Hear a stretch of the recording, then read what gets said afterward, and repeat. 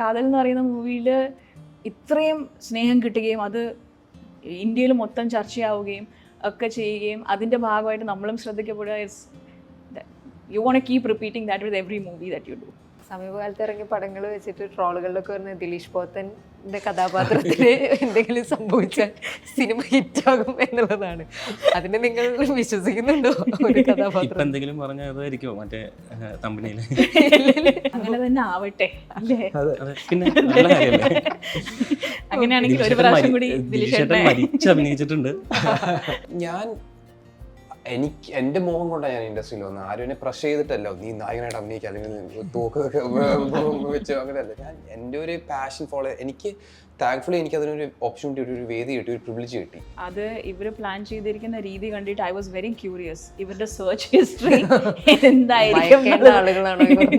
എനിക്കിവിടെ പേടിയുണ്ടെങ്കിൽ ആകെ ഒരാളെ മാത്രമേ ഉള്ളൂ. വ്യക്തമായല്ലോ അതാണ്. ദിലീഷ് ചേട്ടൻ്റെ അടുത്ത് പോയപ്പോൾ എനിക്ക് പേടിയുണ്ടായിരുന്നു. ദിലീഷ് ചേട്ടനാണ് ഞങ്ങൾക്ക് രണ്ടുപേർക്കും ഭയങ്കര കാര്യമായിട്ടുള്ള ഒരാളാണ്. അവൻ്റെ അടുത്ത് പോയി കഥ പറഞ്ഞപ്പോൾ ആൾ നല്ല കൂളായിട്ടിരുന്ന് കേട്ടു കഴിഞ്ഞൊരു 5 മിനിറ്റ് ഇങ്ങനെ ഇരുന്നിട്ട് പറഞ്ഞു ഇഷ്ടപ്പെട്ടു എന്ന് പറഞ്ഞു. നമുക്ക് ഭയങ്കര സന്തോഷമായി. ആസ് എ വുമൻ നമുക്ക് അത്രയ്ക്ക് അങ്ങനെ അധികം ഓപ്പർച്യൂണിറ്റീസ് കിട്ടില്ല. ഇനി അങ്ങനത്തെ കുറെ ആൾക്കാരെ വലിച്ചെറിയണം എന്നാണ് എൻ്റെ ആഗ്രഹം. ഇടിക്കാനും അടിക്കാനും വലിച്ചെറിയാനും ഒക്കെ അതൊക്കെ ഞാൻ പഠിച്ചിട്ടുണ്ട്. ക്രാവ് മാഗയൊക്കെ പഠിച്ചിട്ടുണ്ട്. അതുകൊണ്ട് ഭാവി ഡയറക്ടേഴ്സ് പ്ലീസ് എന്നെ ഓഡിഷനെ വിളിച്ചാൽ ഞാൻ വന്ന് ഇതൊക്കെ ഓഡിഷൻ ചെയ്ത് ഒരു ഫുൾ ഫൈറ്റ് എനിക്ക് ഒട്ടും ഇഷ്ടമില്ലാത്ത പരിപാടിയാണ് പ്രൊമോഷൻ. Sorry guys. ഒരു സമയത്ത് ഐ യൂസ് ടു തിങ്ക് ഞാൻ ആക്ട് ചെയ്യും, ഞാൻ പോകും, വേറെ ആക്ട് ചെയ്യും, വീണ്ടും പോകും. പക്ഷേ ഇന്ന് I know that's not possible. ഈ സിനിമ പുതിയതായിട്ടൊരു ടെക്നിക്കും കൂടെ പ്രൊമോഷനിൽ കൊണ്ടുവരുന്നുണ്ട്. ഒരു AR എന്നുള്ളൊരു ടെക്നിക് കൊണ്ടുവരുന്നുണ്ടെന്ന് പറഞ്ഞു. അത് ആരുടെ ബുദ്ധിയായിരുന്നു? പേടിക്കണ്ട, ഇവിടെ നിങ്ങളുടെ പിന്നിലേക്ക് നോക്ക്. ഹലോ, ഞാൻ ASP സന്ദീപ് കൃഷ്ണ.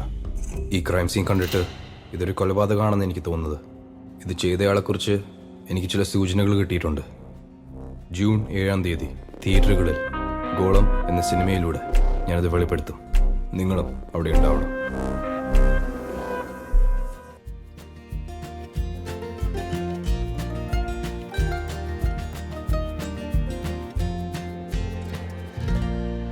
മീഡിയ വണ്ണിനൊപ്പം ഗോളം ടീമാണുള്ളത്. തിരക്കഥാകൃത്ത് കൂടിയായിട്ടുള്ള പ്രവീൺ, ചിന്നു ചാന്ദിനി, രഞ്ജിത്ത് സജീവ്, സംവിധായകൻ സംജാത്. സ്വാഗതം. ഇപ്പോൾ നമുക്ക് എല്ലാവർക്കും അറിയാം, ഈ സസ്പെൻസ് ത്രില്ലറുകൾ അല്ലെങ്കിൽ ക്രൈം ത്രില്ലറുകൾ എന്ന് പറയുന്നത് എല്ലാ കാലത്തും ഒരുപാട് ആളുകൾക്ക് കാണാൻ ആഗ്രഹമുള്ളൊരു, ഇപ്പോൾ നമുക്ക് പണ്ട് യവനിക മുതൽ എല്ലാ ജോണറിലും ഉള്ള ത്രില്ലറുകളൊക്കെ കണ്ടിട്ടുണ്ട്. പക്ഷെ അതേസമയം ഇത് വളരെ റിസ്കി ആയിട്ടുള്ളൊരു ജോണറും കൂടിയാണ്. കാരണം അവസാനം ഒരു കൊലപാതകയെ കണ്ടുപിടിക്കുക എന്നുള്ളതിലേക്കായിരിക്കും എത്തുക എന്നും കാണാനിരിക്കുന്നവർക്ക് അറിയാം. പക്ഷേ എല്ലാത്തിനെയും ഇൻട്രസ്റ്റിംഗ് ആക്കുന്ന, ഓരോ സിനിമയും ഇൻട്രസ്റ്റിംഗ് ആക്കുന്ന ഓരോ പോയിന്റ് ഉണ്ടായിരിക്കും. തലവനൊരു പോയിന്റാണ്, നേരിന് മറ്റൊരു പോയിന്റാണ് ഉള്ളത്. അതുപോലെ ഗോളത്തിൻ്റെ ഒരു ട്രെയിലർ കാണുന്ന സമയത്ത് നമുക്കൊരു ഇൻട്രസ്റ്റിംഗ് ആയിട്ടുള്ള ഒരു പോയിന്റ് തോന്നുന്നുണ്ട്. കൊലപാതകയ്ക്കപ്പുറം അതിൻ്റെ ഒരു അന്വേഷണം എന്തൊക്കെയോ ഒരു പിടിച്ചിരുത്തുന്ന കാര്യം തോന്നുന്നുണ്ട്. അപ്പോൾ നിങ്ങൾക്ക് ഓരോരുത്തർക്കും, ഇവർക്ക് സംവിധായകനും തിരക്കഥാകൃത്തിനും മുൻപ് അഭിനയിച്ച ആളുകൾക്ക് ഗോളത്തിൽ കമ്മിറ്റ് ചെയ്യാൻ ഏറ്റവും ഇൻട്രസ്റ്റിംഗ് ആയിട്ട് തോന്നിയ ഒരു ഫാക്ടർ എന്തായിരിക്കും? സോ പറഞ്ഞ പോലെ തന്നെ ത്രില്ലർ എന്ന് പറഞ്ഞാൽ എപ്പോഴും അതിനൊരു ഓഡിയൻസ് ഉണ്ട്. സോ നമ്മുടെ ഒരു ജോലി അതിലൊരു പുതുമ കൊണ്ടുവരാനാണ്, ഒരു പുതിയൊരു എക്സൈറ്റിംഗ് ഫാക്ടർ അതിനെ കിട്ടി. നമ്മുടെ സംജാതം പ്രവീൺ എനിക്ക് നറേറ്റ് ചെയ്തപ്പം പിന്നെ പറഞ്ഞ പോലെ നമ്മൾ മേക്കിങ്ങിലായാലും എല്ലാം നമ്മളൊരു ഡിഫറെൻറ്റ് രീതിയിൽ ഞങ്ങൾ ട്രീറ്റ് ചെയ്തേക്കുന്നത്. കാരണം ഇതുവരെ കാണാത്ത പടങ്ങളെ കൂടെ കമ്പയർ ചെയ്താൽ വ്യത്യസ്തമായിട്ട് നിൽക്കാനുള്ള ഒരു രീതിയിൽ മൊത്തം ട്രീറ്റ് ചെയ്തേക്കുന്നത്. അതിന് മേക്കിങ്ങും പ്രസൻറ്റേഷനും അതിലെ സ്ക്രീൻ പ്ലേയും എഡിറ്റിങ്ങും എല്ലാം ഫോമാറ്റിങ് മൊത്തം. പിന്നെ നമ്മൾ ഒരു ഗോത്തിക് ഫീലുണ്ട് മൊത്തമായിട്ട് പടത്തിന്. ഒരു അങ്ങനത്തെ ഒരു കളർ ഗ്രേഡിങ് കളർ ടൂണോ പിടിച്ചേക്കുന്നത്, ആനമോർഫിക് ലെൻസ് ഉപയോഗിച്ച് ഷൂട്ട് ചെയ്ത് അങ്ങനെ ഒരു വെറൈറ്റി പരിപാടിയാണ് നമ്മൾ ശ്രമിച്ചിട്ടുള്ളത്. സോ ഡെഫിനറ്റ്ലി ഒരു എല്ലാവരും കാണുമ്പോൾ ഞങ്ങൾ വിശ്വസിക്കുന്ന ഒരു പുതുമ തരുന്ന ഒരു തിയേറ്റർ എക്സ്പീരിയൻസ് ആയിരിക്കുമെന്ന് ഞങ്ങൾ ഉറച്ച് വിശ്വസിക്കുന്നത്. ചിന്നു പൊതുവെ ഇപ്പോൾ സ്റ്റാർട്ടിങ് ഇപ്പോൾ നമ്മൾ അനുരാഗായിരിക്കും വെള്ളത്തിൽ ചെറിയൊരു ഇതിലുണ്ടായിരുന്നു. ഞങ്ങൾ തമാശ തൊട്ടുള്ള വേഷങ്ങൾ ചെയ്യുമ്പോൾ ഒരു സോഷ്യൽ ഒരു മെസ്സേജ് വരുന്ന അത്തരം ഒരു സ്റ്റാർട്ടിങ് തൊട്ട് തന്നെ അത്തരം വേഷങ്ങൾ ചെയ്തിട്ടുള്ളത് കൊണ്ട് അങ്ങനെ ഒരു ഇപ്പോൾ ചിന്നുവിനെ ഒരു സിനിമയിലെ ആളുകൾ എക്സ്പെക്ട് ചെയ്യുമ്പോൾ അങ്ങനത്തെ ഒരു ഫാക്ടറും കൂടെ വരുമല്ലോ. പക്ഷെ ഗോളത്തിലേക്ക് എത്തുമ്പോൾ ഇതൊരു പക്ക ഒരു ക്രൈം ത്രില്ലർ ഓണറിൽ വരുന്നതാണ്. അതൊരു ഭയങ്കര പുതുമയായിരുന്നു ഈ ക്യാരക്ടർ അപ്രോച്ച് ചെയ്തപ്പോൾ. അതെ, ഇതിനകത്തുള്ള കൊലപാതകം ഞാനാണ്. ആക്ച്വലി ഒരു ത്രില്ലറിൽ ഞാൻ വരണമെങ്കിൽ ഇപ്പം എൻ്റെ ക്യാരക്ടറിൻ്റെ ഇത് ആർക്കും നോക്കുകയാണെങ്കിൽ അതിൻ്റെ ട്വിസ്റ്റ് ഞാനായിരിക്കും കുത്തിക്കൊല്ലേണ്ടത്. പക്ഷേ ഗോളം എന്ന് പറയുന്ന മൂവി ഞാൻ ചെയ്യാൻ കാരണം അത് ആ ക്യാരക്ടർ ആർക്കല്ല, ഈ പറയുന്ന ഞാൻ ചെയ്യുന്ന പടങ്ങളിൽ നിന്നും വ്യത്യസ്തമായിട്ടുള്ളൊരു പടം, അത് ഈ ത്രില്ലർ ജോണറിലുള്ളൊരു മൂവി. പിന്നെ സംജാത് നറേറ്റ് ചെയ്യുമ്പോൾ എനിക്ക് മനസ്സിലായ കാര്യം, ഈ മൂവിയിൽ ബിക്കോസ് ഓഫ് ദ നേച്ചർ ഈ ത്രില്ലർ ജോണറിലായതുകൊണ്ട് ഇത് പറയുന്നത് ഒബ്വിയസ്ലി കുറ്റാന്വേഷകൻ്റെ POV ആയിരിക്കും. അപ്പോൾ എൻ്റെ കഥാപാത്രം ആ ഓഫീസിൽ വർക്ക് ചെയ്യുന്ന ഒരു ക്യാരക്ടറാണ്. ആ ട്രെയിലറിൽ കണ്ടപോലെ തന്നെ ഒരുപാട് ഓഫീസിനകത്തുള്ള ഒരുപാട് പേരുണ്ട്. അപ്പോൾ ഈ കുറ്റാന്വേഷകൻ്റെ POV നിന്ന് നോക്കുമ്പോൾ എല്ലാവരും തുല്യരാണ്. ആ ഓഫീസിലുള്ള എല്ലാവരും അവരുടെ ക്യാരക്ടർ ആർക്കോ അവരുടെ ബാക്ക്ഗ്രൗണ്ടോ ഒന്നും അതിൽ ഒരു ഇതില്ല, അതിൽ ഇമ്പോർട്ടൻസ് ഇല്ല. ഒരു ക്യാരക്ടറും ഇമ്പോർട്ടൻസ് ഇല്ലെന്നാണ് ഞാൻ വിശ്വസിക്കുന്നത്. കാരണം അങ്ങനത്തെ ഒരു ആർക്ക് അങ്ങനെ ഒരു ഇത് നോക്കുമ്പോൾ അദ്ദേഹത്തിൻ്റെ POV നിന്ന് നോക്കുമ്പോൾ എല്ലാവരും സസ്പെക്ട്സ് ആണ്. അപ്പോൾ അങ്ങനത്തെ ഒരു പ്ലെയിനിൽ നോക്കുമ്പോൾ ക്യാരക്ടറിനല്ല പ്രസക്തി, ആ ഒരു പ്ലോട്ട് പോയിന്റ്സ് എങ്ങനെയാണ് ഈ ഒരു കൊലപാതകം നടന്നു, അത് കൊലപാതകമാണോ എന്നുള്ളതാണ് ആദ്യത്തെ ചോദ്യം. 2, ആ കൊലപാതകം എങ്ങനെ നടന്നു എന്നുള്ളതിലായിരിക്കും അതിൻ്റെ പുതുമ കൊണ്ടുവരിക.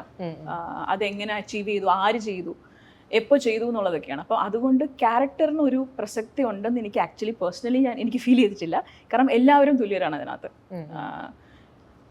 How the movie unravels is, so അതാണ് എന്നെ എക്സൈറ്റ് ചെയ്യിപ്പിച്ച ഭാഗം. ഇങ്ങനത്തെ ഒരു മൂവിയുടെ ഭാഗമാവുക, ഞാൻ ഇതുവരെ ചെയ്തതിൽ നിന്നും വ്യത്യസ്തമായിട്ട് എക്സ്പെരിമെൻറ്റ് ചെയ്യുക എന്നുള്ള രീതിയിൽ. ഇപ്പോൾ പ്രവീണും സംജാതും കുറേ നാളായിട്ടുള്ള ഫ്രണ്ട്സ് ആണെന്നാണ് അറിയാൻ പറ്റിയത്. ഗ്രാഫിക് ഡിസൈനറാണ്, അനിമേഷൻ സേഫ്റ്റി എഞ്ചിനീയർ എന്നുള്ളൊരു പ്രൊഫഷനും ഉണ്ട്. അപ്പോൾ ഈ 2 പ്രൊഫഷൻ എന്ന് പറയുന്നത് ഇപ്പോൾ നമ്മൾ പൊതുവെ അത് മേ ബി കുറച്ച് ഇപ്പം ഗ്രാഫിക് ആനിമേഷനൊക്കെ ഈ ഫീൽഡായിട്ട് കുറച്ച് ബന്ധമുണ്ട്. ഇത് അങ്ങനെ പെട്ടെന്ന് നമുക്കൊരു ബന്ധം കണ്ടുപിടിക്കാൻ പറ്റില്ല. ബട്ട് സ്റ്റിൽ ഒരു പ്രൊഫഷൻ ഉണ്ടായിരുന്ന ആളുകളാണ്. ഇപ്പോൾ സിനിമ എപ്പോഴും പറയുന്നത് ഒരു അൺസ്റ്റേബിൾ ആയിട്ടുള്ള, എപ്പോഴും എന്തും സംഭവിക്കാവുന്ന വിജയങ്ങളും പരാജയങ്ങളും ഒക്കെ വരാൻ. അപ്പോൾ നിങ്ങൾ 2 ഫ്രണ്ട്സും കൂടെ ഒരുപാട് നാളായോ സിനിമയ്ക്ക് വേണ്ടി ട്രൈ ചെയ്യുന്നു? പിന്നെ ഈ 2 പ്രൊഫഷണലിൻ്റെ ഒക്കെ ഇടയിൽ, അതിൻ്റെ തിരക്കുകൾക്ക് ഇടയിൽ നിന്നൊക്കെ ഇപ്പോൾ സിനിമയ്ക്ക് എങ്ങനെയാണ് 2 പേരും കൂടെ ഒന്നിച്ചു വന്നത്? ഞങ്ങൾ സമയം കണ്ടെത്തും, എല്ലാത്തിൻ്റെ ഇടയിൽ സമയം കണ്ടെത്തും. ഞങ്ങൾ ഗൾഫിൽ പോയായിരുന്നു, തിരിച്ചു വന്നു, വീണ്ടും ഗൾഫിൽ പോയി, പിന്നെ നാട്ടിൽ ജോലിക്ക് കയറി. അപ്പോഴും ഇതിൻ്റെ ഇടയിൽ എവിടെയെങ്കിലുമൊക്കെ ഒരു ക്യാമറ എടുത്ത് ഒപ്പിച്ച് ഷോർട്ട് ഫിലിംസും ഇതൊക്കെ ചെയ്യാറുണ്ട്. പക്ഷേ മൊത്തത്തിൽ നമുക്കിപ്പോൾ ഗോളത്തിൻ്റെ ഒരു കഥ കിട്ടിക്കഴിഞ്ഞപ്പോൾ ഫുള്ളായിട്ട് നമുക്ക് അതിനകത്തേക്ക് കോൺസെൻട്രേറ്റ് ചെയ്തിരിക്കേണ്ടി വരും, അല്ലാതെ തീരില്ല എന്ന് നമുക്ക് മനസ്സിലായി. ഞങ്ങൾ അതിന് വേണ്ടി എഴുതാൻ പല രീതിയിൽ ശ്രമിച്ചു. ജോലി വിട്ട് വരുമ്പോൾ വൈകിട്ടിരുന്ന് എഴുതാം, അല്ലെങ്കിൽ എൻ്റെ പരിപാടി കഴിഞ്ഞിട്ട് വൈകിട്ടിരുന്ന് എഴുതാം, അത് നടക്കില്ലായിരുന്നു. അങ്ങനെ ഞങ്ങൾ 2 പേരും ജോലി ഉപേക്ഷിച്ചു ചെറുതായിട്ട്. അങ്ങനെ നേരെ റൂം എടുത്ത്, എറണാകുളത്ത് തന്നെ ഒരു റൂമൊക്കെ എടുത്ത് ആരുടെ അടുത്തും പറയാതെ ഇരുന്ന് അവിടെ ഇരുന്ന് എഴുതി. ഞങ്ങളൊരു കാൽക്കുലേഷനൊക്കെ ഉണ്ടായിരുന്നു, 25 ദിവസം കൊണ്ട് എന്തെങ്കിലുമൊക്കെ എഴുതണം. അങ്ങനെ ചില ദിവസമൊക്കെ ഇരുന്ന് വെറുതെ വർത്താനം പറഞ്ഞിരിക്കും, ചില ദിവസം വേറെ സിനിമകളൊക്കെ കാണും. അങ്ങനെ ഞങ്ങൾ എഴുതി തീർത്തു അത്. പിന്നെ ഇത് കഴിഞ്ഞപ്പോൾ പിന്നെ നമുക്കിത് എന്ത് ചെയ്യണം എന്ന് അറിയില്ലായിരുന്നു, ആരുടെ അടുത്ത് പോയി പറയും. ഞങ്ങളതിനെ ചില വാതിലുകളിലൊക്കെ മുട്ടി നോക്കി. ലാസ്റ്റ് ഫ്രാഗ്രന്റ് നേച്ചർ അവിടെ എത്തിയപ്പോൾ അത് ഓണായി. പ്രവീണിന്റെ എങ്ങനെയായിരുന്നു? ഈ സെയിം ആസ്പിറേഷൻസ് ഒക്കെ തന്നെയായിരുന്നോ? അല്ല, ഈ സിനിമ തന്നെയായിരുന്നു ഫസ്റ്റ് പ്രയോറിറ്റി ആയിട്ട് ഞാൻ സംജാതം കണ്ടിരുന്നത്. പിന്നെ നമുക്ക് എന്തായാലും ജീവിക്കണം, അപ്പോൾ പിന്നെ പഠിച്ചും പോയി. അപ്പോൾ എന്തായാലും വീട്ടുകാരുടെ ഭാഗത്തുനിന്ന് ഒരു പ്രശ്നം ഉണ്ടാവും, ജോലിക്ക് പോകണം എന്നുള്ള കാര്യങ്ങളൊക്കെ. അപ്പം അങ്ങനെ ഒരു ഹാൻഡിൽ ജോലിയും മറ്റൊരു കയ്യിൽ നമ്മുടെ പാഷനായിട്ട് ഞങ്ങൾ 2 പേരും മുന്നോട്ട് പോയി. പക്ഷെ ഒരു പോയിന്റിൽ ഈ പറഞ്ഞ പോലെ 2ഉം കൂടി ഒരുമിച്ച് പോകില്ല എന്നുള്ള, അപ്പോൾ ഞങ്ങൾക്കൊരു ഡിസിഷൻ എടുക്കേണ്ട പോയിന്റിലെത്തി. പാഷൻ്റെ പിന്നാലെ പോകണോ അതോ ജോലിയായിട്ട് ഭയങ്കര കംഫർട്ട് സോണിൽ പോകണോ? അപ്പോൾ ഞങ്ങളുടെ വീട്ടിൽ നിന്നാണെങ്കിലും സപ്പോർട്ട് ഉണ്ടായിരുന്നു. ജോലി നിർത്തിയിട്ടാണെങ്കിലും നിങ്ങൾ ഇതിൻ്റെ അങ്ങനെ ഓക്കെ പറയുന്ന 2 പാർട്ട്നേഴ്സിനെ ഞങ്ങൾക്ക് കിട്ടിയെന്നുള്ളത് ഞങ്ങളുടെ ഒരു ഭാഗ്യമാണ്. അപ്പോൾ അങ്ങനെ ഞങ്ങൾ ആ ഒരു പോയിന്റിൽ തീരുമാനം എടുക്കുകയാണ്, എന്തായാലും നമ്മൾ സിനിമ ചെയ്യാൻ ഇത്ര നാളായിട്ട് ശ്രമിച്ചുകൊണ്ടിരിക്കുന്നു. ഇപ്പോൾ നമ്മൾ 2 വഞ്ചിയിലും കാലി ഓട്ടിയിട്ട് കാര്യമില്ല, അതിൽ ഫോക്കസ് ചെയ്ത് അതിലേക്ക് ഇറങ്ങും. അപ്പോൾ അങ്ങനെ ഒരു ഡിസിഷൻ എടുത്ത് ജോലി നിർത്തി. അപ്പോൾ അതിൻ്റേതായ ബുദ്ധിമുട്ടുകൾ കാര്യങ്ങളൊക്കെ ഉണ്ടാവും. നമ്മൾ ജോലി ഉള്ള ടൈമിൽ ചിലപ്പോൾ EMIs കാര്യങ്ങളൊക്കെ ഉണ്ടാവും. പക്ഷേ അതിനെ പറ്റിയൊക്കെ ചിന്തിക്കാതെ കഥയും കാര്യങ്ങളൊക്കെ ആയിട്ട് എഴുതുന്നു. പിന്നെ ഞാനും സംജാതും ഈ എഴുത്ത് ഗോളത്തിൻ്റെ അല്ല ഫസ്റ്റ് ചെയ്യുന്നത്. ഇതിന് മുമ്പേ ഞങ്ങൾ എഴുത്തും പരിപാടികളൊക്കെ ഉണ്ട്, വേറെ സ്ക്രിപ്റ്റുകളും കാര്യങ്ങളും ചെയ്തിട്ടുണ്ട്. അതും ഓണാക്കാൻ വേണ്ടി പല സ്ഥലത്തും ചെന്നിട്ടുണ്ട്. അപ്പോൾ പിന്നെ ഞങ്ങൾക്ക് ഒരു ഇൻട്രസ്റ്റിംഗ് ആയിട്ടുള്ള ത്രെഡ് കിട്ടി പറഞ്ഞാൽ ഇത് തന്നെ നമുക്ക് ആദ്യം നമ്മുടെ പടം എന്നുള്ള രീതിയിൽ പിച്ച് ചെയ്തിട്ട് ചെയ്യാം. ഇതിൽ ഞങ്ങളത് എഴുതി തീർത്തു. അങ്ങനെ ഇപ്പോൾ അത് സിനിമയാവുന്നു, ജൂൺ 7 റിലീസാവുന്നു. ഇപ്പം ഇതിൻ്റെ ഒരു ഈ ക്രൈം ത്രിൽ എത്ര നിങ്ങൾക്ക് റിവീൽ ചെയ്യാൻ പറ്റുന്നു അത്ര പറഞ്ഞാൽ മതി. എന്നാലും ഇതിൻ്റെ ഒരു നരേഷൻ ഉണ്ടായിരിക്കുമല്ലോ. ഇപ്പോൾ നമ്മൾ ജസ്റ്റ് ഇപ്പോൾ നമ്മൾ ഇതിനകത്ത് നോക്കുകയാണെങ്കിൽ ഇവർ രണ്ടുപേരെയും കൂടാതെ വലിയൊരു കാസ്റ്റ് ഉണ്ട്. ഇപ്പോൾ ദിലീഷ് പോത്തൻ, സണ്ണി വെയിൻ, സിദ്ദിഖ്, അങ്ങനെ വലിയൊരു അലൻസിയർ, അങ്ങനെ ഇപ്പോൾ നമ്മൾ മലയാള സിനിമയിലെ ഏറ്റവും നല്ല വേഷങ്ങൾ കുറേ വർഷങ്ങളായിട്ട് ചെയ്യുന്നവരും സമീപകാലത്ത് വന്നവരൊക്കെയാണ് അതിനകത്തുള്ളത്. അപ്പം ഇവരെല്ലാവരെയും, ഇപ്പോൾ ഇവരടക്കം എല്ലാവരെയും കൺവിൻസ് ചെയ്യിക്കണമെങ്കിൽ നിങ്ങളുടെ ഒരു നരേഷൻ എന്തെങ്കിലും ടെക്നിക്ക് ഉണ്ടായിരുന്നു? നമ്മൾ പോയിട്ട് ഇന്നാൾ കൊല്ലപ്പെട്ടു, ഇന്നാളാണ് കൊന്നത്, ഇതിൻ്റെ ഇടയിലുള്ള കാര്യം എന്ന് പറഞ്ഞാൽ ആക്ടേഴ്സ് പൊതുവെ പറയില്ല. അതിൻ്റെ ഒരു നരേഷൻ, ഒരു അവരെ ഹൂക്ക് ചെയ്യിക്കാൻ പറ്റുന്ന ഒരു പോയിന്റ് വേണമല്ലോ. നിങ്ങളെങ്ങനെയായിരുന്നു അത് ക്രാക്ക് ചെയ്തത്? ഇവർ രണ്ടുപേരായിട്ടായിരുന്നെങ്കിലും ബാക്കി ആക്ടേഴ്സ് ആണെങ്കിലും എങ്ങനെയാണ് സമ്മതിപ്പിച്ചത് ഇതിലേക്ക്? ഞങ്ങളുടേതായ ഒരു രീതിയിൽ പോകാൻ തന്നെ തീരുമാനിച്ചു. അപ്പോൾ ദിലീഷ് ചേട്ടൻ്റെ അടുത്ത് കാണാൻ പോയപ്പോഴും, ആരുടെ അടുത്ത്, ഇപ്പോൾ രഞ്ജിത്തിൻ്റെ അടുത്ത് പോയപ്പോഴും, ചിന്നുവിൻ്റെ അടുത്ത് ഫോൺ ചെയ്തിട്ടാണ് പറഞ്ഞ കഥ. അപ്പോൾ അങ്ങനെ സാഹചര്യം അങ്ങനെയായിരുന്നു. ഇവരുടെ അടുത്തൊക്കെ പോകുമ്പോൾ ഞങ്ങൾ മാക്സിമം ഡെമോയോ എന്തെങ്കിലും സംഭവങ്ങളൊക്കെ ചെയ്യുമായിരുന്നു. അപ്പോൾ എൻ്റെ ഒരു ഫീൽഡ് അനിമേഷൻ ആയതുകൊണ്ട് അത് മാക്സിമം യൂട്ടിലൈസ് ചെയ്യാനായിട്ടുള്ള വിഷ്വലി കാണിച്ച്, വിഷ്വലിയും ഓഡിയോ ആയിട്ടും ഒക്കെ എന്തെങ്കിലുമൊക്കെ ഒരു സാധനം കയ്യിലുണ്ടാവും. എല്ലാ ദിവസവും ഞാനിവനെ വിളിച്ചിട്ട് ഇന്നയാളെ കാണാൻ പോകാമെന്ന് പറയുമ്പോൾ ഇന്നെന്താ കൊണ്ടുപോകണമെന്ന് ചോദിക്കും. എന്തെങ്കിലുമൊക്കെ സാധനം ഉണ്ടാവും കയ്യിൽ. അങ്ങനെ ചെന്ന് അങ്ങനെ പറയും. പിന്നെ അല്ലാതെയും പലൻസിയറിൻ്റെ അടുത്ത് സ്റ്റോറി പറയാൻ പോയപ്പോൾ അങ്ങനെ ഒന്നും കാണിച്ചില്ല, നേരെ കഥ പറയുകയാണ് ചെയ്തത്. ദിലീഷ് ചേട്ടൻ്റെ അടുത്ത് പോയപ്പോൾ എനിക്ക് പേടിയുണ്ടായിരുന്നു. ദിലീഷ് ചേട്ടനാണ്, ഞങ്ങൾക്ക് രണ്ടുപേർക്കും ഭയങ്കര കാര്യമായിട്ടുള്ള ഒരാളാണ് പുള്ളി. അവൻ്റെ അടുത്ത് പോയി കഥ പറഞ്ഞപ്പോൾ ആൾ നല്ല കൂളായിട്ടിരുന്ന് കേട്ട് കഴിഞ്ഞൊരു 5 മിനിറ്റ് ഇങ്ങനെ ഇരുന്നിട്ട് പറഞ്ഞു ഇഷ്ടപ്പെട്ടു എന്ന് പറഞ്ഞു. നമുക്ക് ഭയങ്കര സന്തോഷമായി. പിന്നെ അങ്ങനെ എല്ലാവരുടെ അടുത്തും ഇതുപോലെയാണ് പിച്ച് ചെയ്തത്. എന്തൊക്കെ നമുക്ക് ശേഖരിച്ച് വെക്കാൻ പറ്റും ഇതിനു വേണ്ടി. പിന്നെ ഇതിൻ്റെ കളർ പാലറ്റൊക്കെ ഏകദേശം ഒരു ഐഡിയ മനസ്സിലിങ്ങനെ ആലോചിച്ച് വെച്ചിട്ടുണ്ടായിരുന്നു. നമ്മൾ ഇതുവരെയും കണ്ട സിനിമകളും കാര്യങ്ങളൊക്കെ വെച്ചിട്ട് അങ്ങനെയുള്ള ചെറിയൊരു പരിപാടികളൊക്കെ ഉണ്ടായിരുന്നു. പിന്നെ ക്യാരക്ടേഴ്സിനെ പറ്റിയും ഇവരുടെ അടുത്താൽ, ഇപ്പോൾ ഇവരുടെ ക്യാരക്ടറിനെ പറ്റി മാത്രമല്ലാതെ ചുറ്റുമുള്ള എല്ലാ ക്യാരക്ടറിനെ പറ്റി ഏകദേശം പറഞ്ഞിട്ടുണ്ട്. ഒരു 16 എംപ്ലോയീസ് ആ ഓഫീസിനകത്തുണ്ട്. അവരെ പറ്റിയൊക്കെ ഏകദേശം ഒരു ധാരണ കൊടുക്കും. ഇങ്ങനെ സന്ദീപ് കൃഷ്ണ എന്ന് പറഞ്ഞൊരു IPS ഉദ്യോഗസ്ഥനാണ് ഇത് അന്വേഷിക്കാൻ വരുന്നത്, കളർ പാലറ്റുകൾ ഇങ്ങനെയാണ്, ഇങ്ങനെയൊക്കെയാണെന്ന് മാക്സിമം എന്തൊക്കെ കൊടുക്കാൻ പറ്റും ഒക്കെ കൊടുക്കും. ഇപ്പം രഞ്ജിത്ത് ഫസ്റ്റ് ഇപ്പോൾ മൈക്കിൽ വരുന്ന സമയത്ത് തന്നെ അന്ന് കൊടുക്കുന്ന അഭിമുഖങ്ങളിൽ പറയുന്നുണ്ട്, ഞാൻ സിനിമാ നടനാവാൻ ഭയങ്കര ഇഷ്ടപ്പെട്ടിട്ടുള്ള ഒരാളായിരുന്നു. ഇപ്പം 3 സിനിമകളോടാണ്. അപ്പം 3 സിനിമകളിലും നായകനായിട്ട് തന്നെയാണ് നമുക്ക് വരാൻ പറ്റുന്നത്. ഇപ്പം നമ്മൾ പല ആക്ടേഴ്സിൻ്റെയും ജേർണി എടുക്കുമ്പം അവർ മറ്റ് പല വേഷങ്ങളിലും വന്നിട്ടായിരിക്കും ഈ ഒരു നായക സ്ഥാനത്തേക്ക് വരിക. അപ്പം 3 സിനിമയിലെ നായകനായിട്ട് നിൽക്കുന്നത്, 3ാമത്തോടെ ഇറങ്ങുന്നേ ഉള്ളൂ. എന്നാലും നമ്മൾ നായകനായിട്ട് തന്നെ തുടങ്ങുന്നതിൻ്റെ പോസിറ്റീവ്സ് എന്താ, നെഗറ്റീവ്സ് എന്താണെന്ന് ആലോചിച്ചിട്ടുണ്ടോ? സമയം കിട്ടിയിട്ടുണ്ടോ? അത് ഒരിക്കലും നെഗറ്റീവ്സ് എന്ന് പറയത്തില്ല, കാരണം ഇത് എല്ലാവർക്കും കിട്ടുന്ന ഒരു വേദിയല്ല. പോസിറ്റീവ്സ് മാത്രമേ ഉള്ളൂ. പക്ഷെ നമ്മൾ തന്നെ ഒരുപാട് എന്ന് പറഞ്ഞാൽ എൻ്റെ മോഹം കൊണ്ടാണ് ഞാൻ ഇൻഡസ്ട്രിയിൽ വന്നത്. ആരും എന്നെ പ്രഷ് ചെയ്തിട്ടല്ലോ നീ നായകനായിട്ട് അഭിനയിക്കുക അല്ലെങ്കിൽ തോക്കൊക്കെ വെച്ച് അങ്ങനെയല്ല. ഞാൻ എൻ്റെ ഒരു പാഷൻ ഫോളോ, എനിക്ക് താങ്ക്ഫുള്ളി എനിക്ക് അതിനൊരു ഓപ്പർച്യൂണിറ്റി, ഒരു വേദി കിട്ടി, ഒരു പ്രിവിലേജ് കിട്ടി. ഇനി എൻ്റെ ഒരു കടമയെന്ന് പറഞ്ഞാൽ അത് ഏറ്റവും ബെസ്റ്റായിട്ട് യൂട്ടിലൈസ് ചെയ്യുക, അത് ഏറ്റവും ബെസ്റ്റായിട്ട് ആ ഓപ്പർച്യൂണിറ്റി അത് നേരിടുക. അത് ഞാൻ ചെയ്യാൻ ശ്രമിക്കുക. കാരണം എനിക്ക് മെമ്മറബിൾ ആയിട്ടുള്ള ക്യാരക്ടേഴ്സ് ചെയ്യണം, നല്ല പടങ്ങളുടെ ഭാഗമാവണം. അതാണ് എൻ്റെ മോഹം. അതെനിക്ക് ലിവ് ചെയ്യാൻ പറ്റുന്നുണ്ട്, ഒരു ആർട്ടിസ്റ്റായിട്ട് എന്നെ എവോൾവ് ചെയ്യാൻ ഹെൽപ്പ് ചെയ്യുന്നുണ്ട്. അത് മതി. ഇപ്പം നിങ്ങൾ രണ്ടുപേരുടെയും നോക്കുകയാണെങ്കിൽ ഇപ്പോൾ കാതൽ എന്ന് പറയുന്ന ഒരു സിനിമ, പിന്നെ മൈക്ക് എന്ന് പറയുന്ന മൂവി ആണെങ്കിലും ഈ രണ്ടും ഇപ്പം ഒരു സെക്ഷുവാലിറ്റി ഡിഫറെൻ്റ് ആയിട്ടും ജെൻഡറിൻ്റെ ബേസിൽ വലിയ ചർച്ചകളിലേക്ക് നയിക്കുകയും രണ്ടിനും 2 തരത്തിലുള്ള ഓഡിയൻസും ആക്സെപ്റ്റൻസും ഒക്കെ കിട്ടിയ സിനിമകളാണ്. ഒരു ആർട്ടിസ്റ്റ് എന്നുള്ള നിലയ്ക്ക് ഇത് നിങ്ങൾ അത്തരം സിനിമകൾ കമ്മിറ്റ് ചെയ്യുന്ന സമയത്ത് നമുക്ക് ആ ക്യാരക്ടർ നൽകുന്ന ഒരു ത്രില്ല് ഉണ്ടായിരിക്കും. ഒബ്വിയസ്ലി അത് നമുക്ക് കുറേ കൂടെ എക്സ്പ്ലോർ ചെയ്യാനൊക്കെ ഉള്ളത്. അതിൻ്റെ ഒപ്പം തന്നെ ആളുകൾ അങ്ങനെ ഒരു മൂവിയെ, അത്തരം കഥാപാത്രങ്ങളൊക്കെ ആക്സെപ്റ്റ് ചെയ്യുന്ന സമയത്ത് നിങ്ങൾക്കൊരു എക്സ്ട്രാ സന്തോഷം തോന്നും. നമ്മളുടെ സിനിമാറ്റിക് ആയിട്ട് മാത്രമല്ല, ഈ ഒരു സിനിമേനെ ആളുകൾ ഇങ്ങനെ സ്വീകരിച്ചല്ലോ, ഇങ്ങനെ ലൈക്ക് ഒരുപാട് നെഗറ്റീവ് കമൻറ്റ്സ് പറയാതെ, കുറേ ഹെയ്റ്റ് ഇല്ലാതെ സ്വീകരിച്ചു, ഒരു പുതിയ ചർച്ചകളൊക്കെ നടക്കുന്നു. അത് നിങ്ങൾക്ക് രണ്ടുപേർക്കും അങ്ങനെ ഒരു എക്സ്ട്രാ സന്തോഷം കൂടെ നൽകിയിരുന്നു? അപ്പോൾ കാതലാണെങ്കിലും മൈക്കാണെങ്കിലും എങ്ങനെയാണ്? ഇപ്പോൾ കാതിൽ ഞാൻ കഥ കേൾക്കുന്ന സമയത്ത് ജിയോ ചേട്ടനും പോൾസനും ആദർശമൊക്കെ സ്റ്റോറി പറയുന്ന സമയത്ത് ഞാൻ ആക്ച്വലി സ്റ്റോറി കേട്ട് കഴിഞ്ഞ് I was just sitting there for a few seconds. Because ആ സമയം എനിക്ക് മനസ്സിലായി ഇതൊരു ഹിസ്റ്റോറിക്കൽ മൂവിയാണ്. Like it's a milestone in Malayalam cinema and maybe Indian cinema for that matter. ഇത്ര പോലത്തെ ഒരു മമ്മൂക്ക പോലെ ഒരു സൂപ്പർ സ്റ്റാർ ഇങ്ങനെ ഒരു പടം ചെയ്യുന്നു എന്ന് പറയുന്നത്, അതിൻ്റെ എന്തെങ്കിലും ഒരു ഭാഗം ആവുക എന്ന് പറയുന്നത് was for me like finally like ഞാൻ എത്തിപ്പെട്ടു, സിനിമയിൽ ഞാൻ എത്തി എന്നുള്ളൊരു റിയലൈസേഷൻ എനിക്ക് അപ്പോഴും ഉണ്ടാവുന്നത്. ആൻഡ് ഞാൻ വിചാരിക്കുന്നത് ഞാൻ ഓഡിഷൻ ചെയ്യാൻ ഇരിക്കുകയാണെന്ന് വിചാരിച്ചിട്ടാണ് ഞാൻ ആ റൂമിൽ ഇരിക്കുന്നത്. പക്ഷേ അല്ല, I M selected for the part, അതുകൊണ്ട് എനിക്ക് നറേറ്റ് ചെയ്യാണെന്നൊക്കെ പിന്നെയാണ് എനിക്ക് മനസ്സിലാവുന്നത്. അന്ന് എനിക്കറിയാമായിരുന്നു മൂവി, കാരണം ഞാൻ കേട്ട കഥ, അതിലുള്ള ആൾക്കാർ, അവരുടെ ഇൻവോൾവ്മെൻ്റ് ഒക്കെ വെച്ച് എനിക്കറിയാമായിരുന്നു ആ മൂവി വരുമ്പോൾ അത് അതിൻ്റെ ഹാർട്ട് കറക്റ്റ് പ്ലേസിലുള്ള ഒരു പടമായിരിക്കും. And I knew that it will make a big difference. പക്ഷേ അതിൻ്റെ റിസപ്ഷൻ ഒരുപക്ഷെ ഞാൻ പ്രതീക്ഷിച്ചതിൻ്റെ എത്രയോ ഇരട്ടിയായിരുന്നു അതിന് in reality, ground reality, audience റിയാക്ഷനൊക്കെ. സോ ഓൾറെഡി നമ്മൾ ക്ലൗഡ് നൈനിലാണ് ഇങ്ങനെയൊരു പടത്തിൻ്റെ ഭാഗമാകാൻ പറ്റിയെന്നുള്ളത്. പക്ഷേ at the end of the day we are all doing this for all the love and appreciation that we get.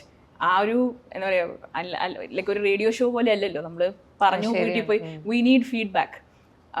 ആൾക്കാർ നല്ലതെന്ന് പറയുമ്പോൾ ആ ഒരു കിക്കിന് വേണ്ടിയിട്ടാണ് നമ്മൾ എല്ലാവരും ഈ പണി ചെയ്യുന്നത്. സോ അത് കാതൽ എന്ന് പറയുന്ന മൂവിയിൽ ഇത്രയും സ്നേഹം കിട്ടുകയും അത് ഇന്ത്യയിൽ മൊത്തം ചർച്ചയാവുകയും ഒക്കെ ചെയ്യുകയും അതിൻ്റെ ഭാഗമായിട്ട് നമ്മളും ശ്രദ്ധിക്കപ്പെടുക. You want to keep repeating that with every movie that you do. മൈക്കിന് എങ്ങനെയായിരുന്നു? എൻ്റെ കാഴ്ചപ്പാടിലും ആൾക്കാർ നമ്മളൊരു കഥാപാത്രം സ്വീകരിക്കുമ്പോഴും അതിനെപ്പറ്റി ചർച്ച ചെയ്യുമ്പോഴും നമ്മൾ സന്തോഷമേ ഉള്ളൂ. കാരണം നമ്മൾ അത്രയ്ക്ക് പണിയെടുത്ത് മോൾഡ് ചെയ്തെടുത്ത ഒരു ക്യാരക്ടറാണ്. സോ ഓബിയസ്ലി അതിനെപ്പറ്റി അവർ സംസാരിക്കണമെങ്കിൽ, ചർച്ച ചെയ്യപ്പെടണമെങ്കിൽ അവരുടെ മനസ്സിലത് ഉൾക്കൊണ്ടു. അത് എൻ്റെ ഒരു കാഴ്ചപ്പാട്. സോ ഡെഫിനറ്റ്ലി അത് ഒരു നല്ല കാര്യമായിട്ട് തോന്നുന്നു. പക്ഷേ ഡെഫിനറ്റ്ലി ക്രിറ്റിസിസം ഉണ്ട്. കാരണം നമ്മളും ഒരു ആക്ടറായിട്ട്, ഞാനൊരു ആക്ടറായിട്ട് ഞാൻ ഇവോൾവ് ചെയ്തുകൊണ്ടിരിക്കുക, പല വേഷങ്ങൾ ചെയ്യുക, പല ക്യാരക്ടേഴ്സ് ചെയ്യുക.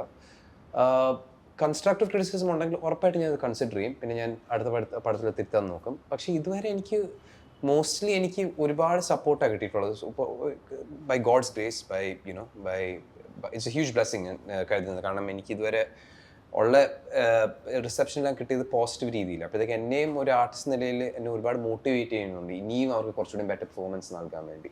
ത്രില്ലർ സ്റ്റോറികൾ ചെയ്യുമ്പോൾ പോലീസ് ആയിട്ടാണ്, അല്ലെങ്കിൽ നമുക്ക് നേരിട്ട് പരിചയം ഉണ്ടാവില്ല. നമ്മൾക്കും ഈ സിനിമകളിലൂടെയൊക്കെ തന്നെയായിരിക്കുമല്ലോ പോലീസ് ഇൻവെസ്റ്റിഗേഷൻ ഇങ്ങനെയാണ് നടക്കുന്നത്, പോലീസുകാർ ഇങ്ങനെയാണ് പെരും. പോലീസുകാരുടെയൊക്കെ ഇപ്പോൾ കുറച്ചുകൂടെ നമ്മൾ വാർത്തകളിലും അല്ലാതെയൊക്കെ അവരെ കാണുന്നുണ്ട്. അപ്പം നിങ്ങൾ ഇങ്ങനെ ഒരു ക്രൈം ത്രില്ലർ ചെയ്യുന്ന സമയത്ത് കൂടുതലൊരു, ഇപ്പോൾ നമ്മളൊരു ഫാമിലി മൂവി ചെയ്യുന്നു, അല്ലെങ്കിൽ നമ്മുടെ മൈൻഡിൽ തന്നെ വന്ന ഒരു ഫീൽ ഗുഡ് സ്റ്റോറി അങ്ങനത്തെ എഴുതുന്ന സമയത്ത് നമുക്ക് ഒരുപാട് റിസർച്ച് ചെയ്യേണ്ട ആവശ്യം ഒരുപക്ഷെ വരില്ല. പക്ഷേ ഇതിനകത്ത് ഇപ്പോൾ ഒരു ഡെഡ് ബോഡി, അല്ലെങ്കിൽ അതിനകത്ത് വാട്ട് എവർ ടെക്നിക്സ് ആ ഒരു മേർഡറിന് യൂസ് ചെയ്തിട്ടുള്ളത്, അല്ലെങ്കിൽ ഒരു പോലീസിൻ്റെ പെരുമാറ്റ രീതികൾ, അപ്പോൾ ഇതിനൊക്കെ വേണ്ടിയിട്ട് ഈ ഒരു കഥാപാത്രങ്ങളെ സൃഷ്ടിക്കാൻ നിങ്ങൾ എന്തൊക്കെ റിസർച്ച് ചെയ്തിട്ടുണ്ടാവും? ലൈക്ക് എന്തൊക്കെ അതിൻ്റെ ഒരു പ്രോസസ്സിൽ എന്തൊക്കെ സ്റ്റെപ്സ് നിങ്ങൾ ചെയ്തിട്ടുണ്ടാവും? ഇപ്പോൾ എൻ്റെയും പ്രവീണിൻ്റെയും പരിചയത്തിൽ തന്നെ കുറേ പോലീസുകാരുണ്ട്. അവരെല്ലാവരെയും ഞങ്ങൾ കോൾ ചെയ്തു, സംസാരിച്ചു. ഈവൻ DYSP വരെ വിളിച്ചിട്ടുണ്ട്, വിളിച്ച് സംസാരിച്ചു. അത് പരിചയത്തിൻ്റെ പുറത്തായിട്ട് വിളിച്ചിട്ടുണ്ട്. പിന്നെ അല്ലാതെ ഫോറൻസിക് ആയിട്ട് സംസാരിച്ചിട്ടുണ്ട്. പക്ഷെ ഈ ഒരു ഫിലിമിൽ നമ്മളെല്ലാം പക്കയായിട്ട് കാണിക്കാൻ ശ്രമിച്ചിട്ടുണ്ട്. എന്നിരുന്നാലും സിനിമയാണ്, നമുക്ക് ചില കാര്യങ്ങൾ കുറച്ച് വേറെ രീതിയിൽ ചിത്രീകരിക്കേണ്ടി വരും, സിനിമാറ്റിക് ആയിട്ട് ചെയ്യേണ്ടി വരും, ഉറപ്പായിട്ടും ചെയ്യേണ്ടി വരും. അല്ലാതെ നമ്മൾ കറക്റ്റ് എന്താണോ അവരുടെ സംഭവങ്ങൾ എന്ന് വെച്ചാൽ ആ രീതി ചെയ്ത് കഴിഞ്ഞാൽ നമുക്കത് കണ്ടിരിക്കാൻ അത്ര സുഖം ഉണ്ടാവില്ല എന്ന് തോന്നുന്നു എനിക്ക്. നമ്മൾ റിസർച്ച് നടത്തിയിട്ടുണ്ട്, നല്ല രീതിയിൽ നടത്തിയിട്ടുണ്ട്. ഈ ഇതുപോലെ തന്നെ പോലീസ് പ്രൊസീഡിങ്സ് ഒക്കെ ആണെങ്കിലും ഒരുമാതിരിപ്പെട്ട ഇപ്പോൾ കോമൺ ആളുകൾക്ക് അതിനെ പറ്റിയൊക്കെ ഒരു ഐഡിയ ഉണ്ട്, ഇൻവെസ്റ്റ് കാര്യങ്ങളൊക്കെ. അപ്പോൾ അതിൻ്റെ ഉള്ളിൽ നമ്മൾ ലോജിക്കില്ലാത്ത രീതിയിലൊന്നും കാണിക്കാനോ ഒന്നും പറ്റില്ല. അപ്പോൾ അതിന് വേണ്ടിയിട്ട് ഈ പറഞ്ഞ പോലെ ഞങ്ങൾ റിയൽ പോലീസുകാരായിട്ട് സംസാരിക്കും, അതിൻ്റെ ഡാറ്റാസ് കളക്ട് ചെയ്യുന്നുണ്ട്. പിന്നെ ഉമാദത്തൻ സാർ എഴുതിയ ബുക്സ് ഉണ്ട്, കപാലം, ഒരു ഫോറൻസിക് സർജൻ്റെ ഡയറി കുറിപ്പ്, അതുപോലത്തെ ബുക്സ് വായിക്കാറുണ്ട്. പിന്നെ ക്രൈം ത്രില്ലർ നോവൽസ് കാര്യങ്ങളൊക്കെ എനിക്ക് വലിയ താല്പര്യം. ഇപ്പോൾ ലാജോ ജോസ് എഴുതുന്ന കോഫി ഹൗസ്, അതുപോലെ റൂത്തിൻ്റെ ലോകം, അതുപോലത്തെ ബുക്കുകൾ, അങ്ങനത്തെ ബുക്കുകളൊക്കെ ഞാൻ ഫോളോ ചെയ്ത് വായിക്കാറൊക്കെ ഉണ്ട്.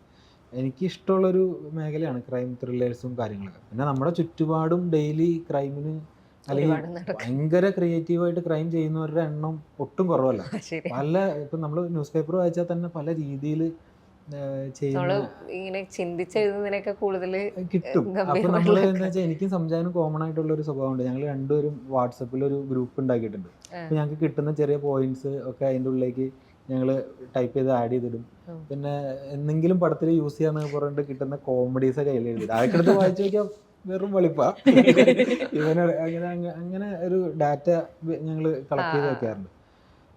ഇതിനു വേണ്ടിയിട്ട് ഇതുപോലെ പോലീസ് ഓഫീസേഴ്സൊക്കെ ആയിട്ട് സംസാരിക്കുകയൊക്കെ ചെയ്താണ് ഞങ്ങൾ ചെയ്ത ആക്ച്വലി റിസർച്ച്. ഇവരുടെ ഈ മൂവി എങ്ങനെയാണ് നമ്മൾ ഈ അൺട്രാവൽ ചെയ്യല്ലോ, മിസ്റ്ററി അൺട്രാവൽ ചെയ്ത് എങ്ങനെയാണ് ഈ ഇത് നടന്നത് എന്നുള്ളത് ചെയ്തു പോകുമ്പം അത് ഇവർ പ്ലാൻ ചെയ്തിരിക്കുന്ന രീതി കണ്ടിട്ട് ഐ വാസ് വെരി ക്യൂരിയസ്. ഇവരുടെ സെർച്ച് ഹിസ്റ്ററി എന്തായിരിക്കും ഭയക്കേണ്ട ആളുകളാണോ ഇവർന്നൊക്കെ ഇത്രയൊക്കെ ചിന്തിക്കുവാണെങ്കിൽ? സൂക്ഷിച്ചു. പ്രൊമോഷനൊക്കെ എനിക്കിവിടെ പേടിയുണ്ടെങ്കിൽ ആകെ ഒരാളെ മാത്രമേ ഉള്ളൂ. വ്യക്തമായല്ലോ അതാണ്.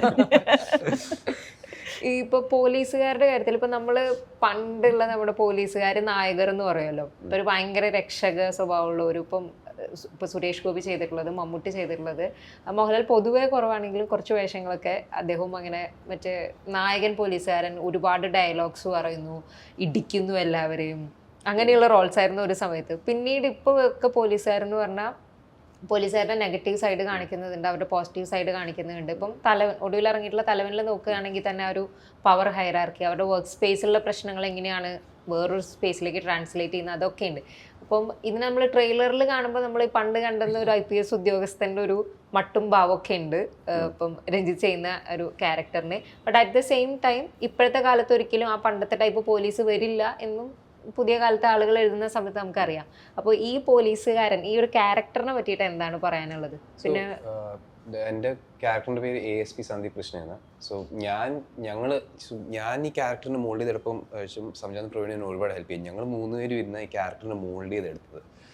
കഥ എന്തോ ഡിമാൻഡ് ചെയ്തോ അതാണ് നമ്മൾ ഏറ്റവും ബെസ്റ്റായിട്ട് സ്ക്രീൻ പ്ലേയിൽ വരാൻ ശ്രമിച്ചിട്ടുള്ളത്. കാരണം പുള്ളീൻ്റെ നമ്മുടെ ഡയലോഗ്സ് ആയാലും ഞാൻ കുറച്ചുകൂടെയും ഒരു സട്ടിൽ പെർഫോമൻസിൽ ഞാൻ പുള്ളീനെ അവതരിപ്പിക്കാൻ നോക്കിയത്. കുറച്ചുകൂടെയും ചലനങ്ങൾ എന്ന് പറഞ്ഞാൽ കുറച്ചുകൂടെയും ഒരു ഈ സട്ടിൽ ഷാർപ്പ് നോട്ടങ്ങൾ ആ രീതിയിൽ. കാരണം കഥ അതാ ഡിമാൻഡ് ചെയ്തത്. കാരണം പറഞ്ഞ പോലെ തന്നെ ഒരു ഫിസിക്കൽ പ്രസൻസ് ഉണ്ടെങ്കിലും ഭയങ്കര ഒരു ട്രെയിലറിൽ പറയുന്നുണ്ട് ഡൽഹിയിൽ ട്രെയിനിങ് ഒക്കെ കഴിഞ്ഞ് വരുന്ന ഒരു വ്യക്തി. കാരണം പുള്ളി അത്യാവശ്യം കുറച്ച് എക്സ്പീരിയൻസും കേസും ചെയ്തുള്ള ഒരു വ്യക്തിയാണ്. കാരണം മോർ ദൻ ഫിസിക്കൽ സ്ട്രെങ്ത് പുള്ളിക്ക് മെന്റലായിട്ടും കുറച്ചുകൂടെയും ഒരു ഇന്റലക്ച്വൽ ബുദ്ധിയുമുണ്ട്, അതും ബാലൻസ് ചെയ്യുന്നുണ്ട്. സോ ഡെഫിനറ്റ്ലി അങ്ങനത്തെ ഒരു പുതുമ കൊണ്ടുവരാൻ ഞങ്ങൾ ശ്രമിച്ചിട്ടുണ്ട്. പിന്നെ പറഞ്ഞ പോലെ തന്നെ കഥ എന്തോ ഡിമാൻഡ് ചെയ്തോ അതിനു വേണ്ടിയുള്ള ഒരു ആപ്റ്റ് ആയിട്ടുള്ള ഒരു ഇൻവെസ്റ്റിഗേഷൻ ഓഫീസറിനെ ഞങ്ങൾ ഉണ്ടാക്കിയെടുത്തത് സന്ദീപ് കൃഷ്ണനിലൂടെ. ഓക്കെ, ഇപ്പം ചിന്നുവിൻ്റെ ഒരു മാസ്, ഇപ്പം ഭീമൻ്റെ വഴിയിൽ നമ്മൾ നോക്കുകയാണെങ്കിൽ ആ ഒരു എൻഡ് പോയിന്റിൽ ഏറ്റവും മാസ്സായിട്ടുള്ളൊരു ഇത് കിട്ടിയതായിരുന്നു. അപ്പോൾ അത് പൊതുവെ സ്ത്രീ കഥാപാത്രങ്ങൾക്ക് ഒരു മാസ് സീൻ കിട്ടുന്നുണ്ടെങ്കിൽ അത് പലപ്പോഴും ഡയലോഗിലോ ഇതൊരു ഫിസിക്കൽ ആക്ഷൻ തന്നെ ഉണ്ടായിരുന്നു. അപ്പം ആ ഒരു സീന് ചെയ്യുന്ന സമയത്ത് അതും ഈ പറഞ്ഞതുപോലെ ഒരു വളരെ സന്തോഷം നിന്നിട്ട് നമുക്ക് പേഴ്സണലി നമുക്ക് കാണുന്ന സമയത്ത്, എസ്പെഷ്യലി ഇൻ ദ ഫീമെയിൽ ഓഡിയൻസിന് കാണുമ്പോൾ അതൊരു ഭയങ്കര സാറ്റിസ്ഫാക്ഷൻ തരുന്നൊരു മൊമെൻ്റ് ആയിരുന്നു. സ്ലോ മോഷനിലൊക്കെ ഒരു ആക്ഷൻ ഒരു സ്ത്രീ ചെയ്യുന്നത് കാണാൻ പറ്റുക എന്നുള്ളത്. അപ്പം അങ്ങനത്തെ ആ ഒരു സന്തോഷം കൂടി ഉണ്ടായിരുന്നു ആ ആക്ഷൻ ചെയ്യുന്ന സമയത്ത്. മൊമെന്റാണ് ഞാനിവിടെ ഇരുന്ന്